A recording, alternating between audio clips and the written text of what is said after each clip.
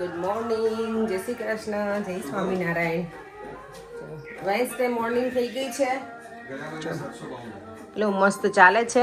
અને અમારે મારી મમ્મી તો આજે છે ને ચાલવા જતી રહી છે સવારમાં વહેલા ભાખરી બનાવી. અને જદાના પપ્પા આજે ફૂલ ઊંઘમાં છે, હજી 7:45 થઈ ગયા છે ને. તો એને પપ્પા રોજે એટલા વહેલા જાગી છે એટલે કે આજે મને બહુ ઊંઘ આવે. કંઈ સુતાર કંઈ કામ છે નહીં આપણે. અને મારા મમ્મી ચાલવા ગયા છે, હવે આવે ત્યારે સાચા ચા બા પીધા વગર જતી રહી છે કે ચાલવા એમ જ જવાય.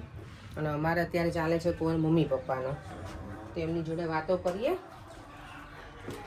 અને દેવનભાઈ હજી શાવર લે છે.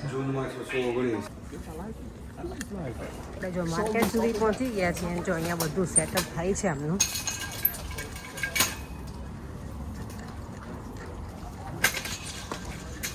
ફૂલ એટલે ફૂલ ગરમી છે અત્યારે. હું તો આજે પરેના ચશ્મા લઈને આવી ગઈ છું. મારા છે ને મારી ફ્રેન્ડના ઘરે પડ્યા રહે છે ને તો. અને અત્યારે જો પંખાનું ફૂલ સેલિંગ થશે એ લોકોને, કારણ કે ગરમી હોય ને. હું જો અમારા ઘરે લઈને જ આવી છું સાથે.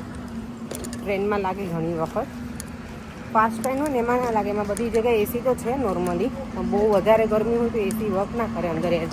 જે કુલિંગ સિસ્ટમ હોય એ જો આ હાથનો પંખો હોય ને એ યુઝ કરે છે.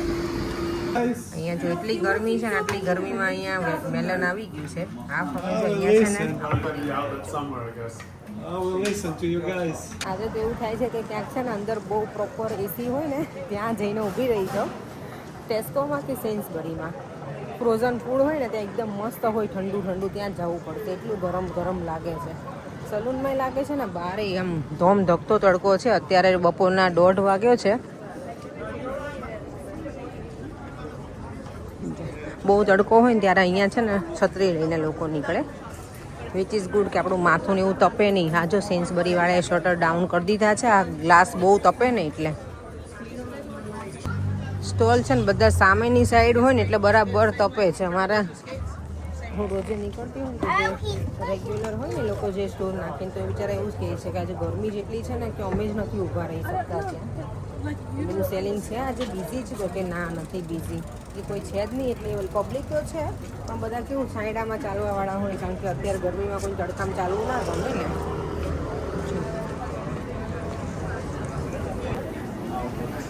આજે તમારા મમ્મી ને પપ્પાને બહાર ઇન્વિટેશન આવી ગયું છે જવા માટેનું ભજનમાં. એ લોકો તો આવ્યા એટલે એમને શરૂ પડી ગયા છે. 1 વીક હજી નથી થયું.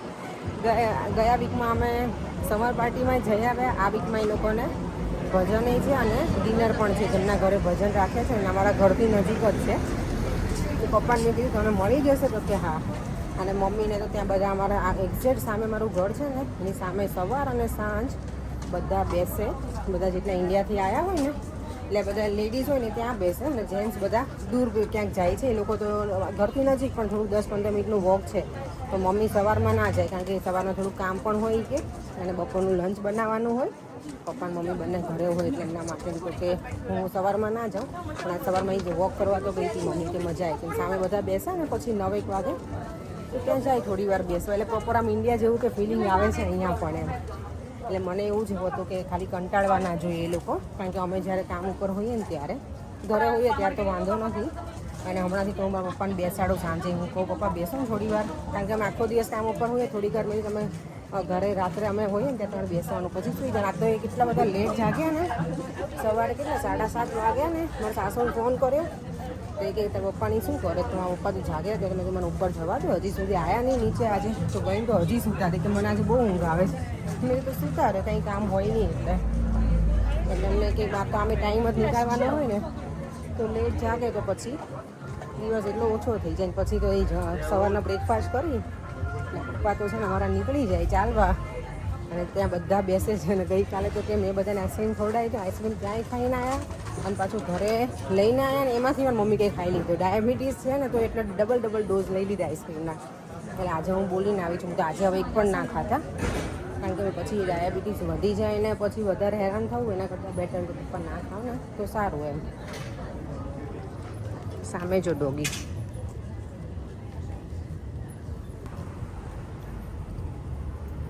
જો આ બેગનો શેપ આ સરસ છે. આમ તો આવી હોય ને સમરમાં આવી ગમે કોટન બેગ્સ બધી. અને આ છે મેકઅપ માટેના બધા પાઉચ. બધા સૂઈ ગયા છે. હું છે ને આજે કામ ઉપરથી આવી સૂઈ ગઈ હતી. પછી અત્યારે લેટ થઈ ગયું ને આજે બર્ગર બનાવવાના હતા ને તો જો પરિંગે બનાવી નાખ્યા હતા.